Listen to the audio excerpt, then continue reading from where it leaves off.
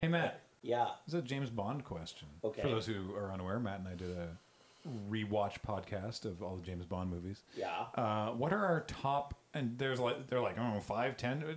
Let's not number it. Let's just do however many. What are our top Bond gadgets? I'll start and give you time to think.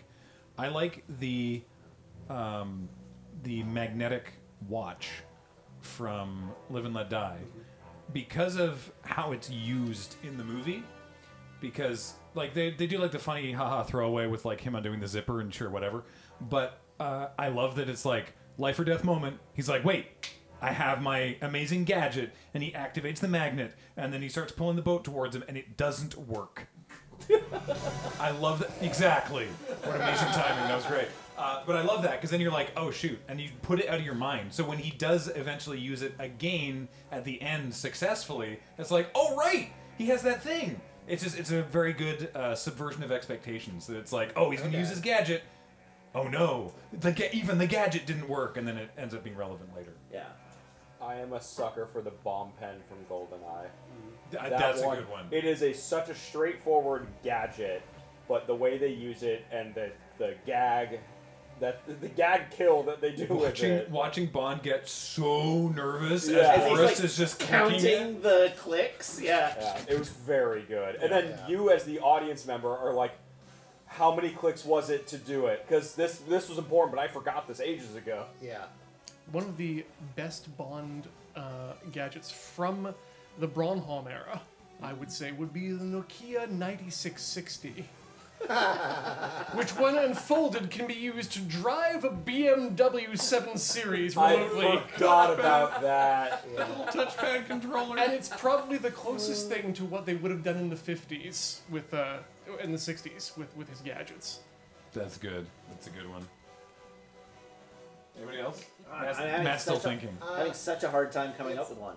It's not the gadget. It's the subversion of expectations.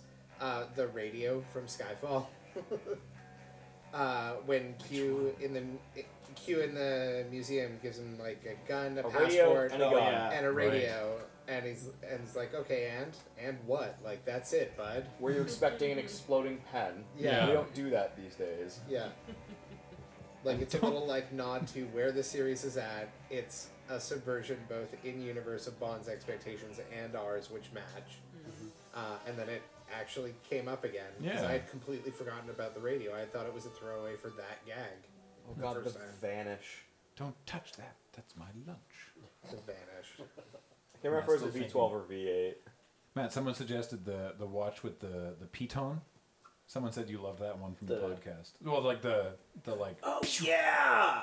The like grappling hook watch. Yes. Yeah. That's very cool. The watch laser from. I was like rapidly scrolling the Wikipedia list of Bond gadgets because I'm having trouble coming up with them. But the alligator hat is got to be mine. The alligator hat! What is that? It's an alligator hat. Oh, He like swims along.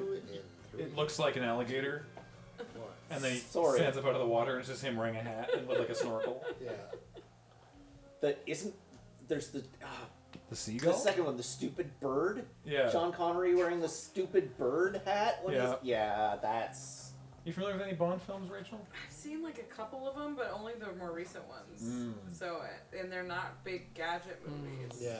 Like they're not, the car's cool, but it's I'm gonna resist the urge to info dump right now. I know. Yeah. Highly recommend. Yeah, the seagull hat is my definite pick. Yeah, I haven't seen the sillier Bond movies. I don't know if they're still on Amazon Prime, but for a while there, the whole collection was on Prime Video. They would be now because Amazon owns the studio Bond films. Yeah.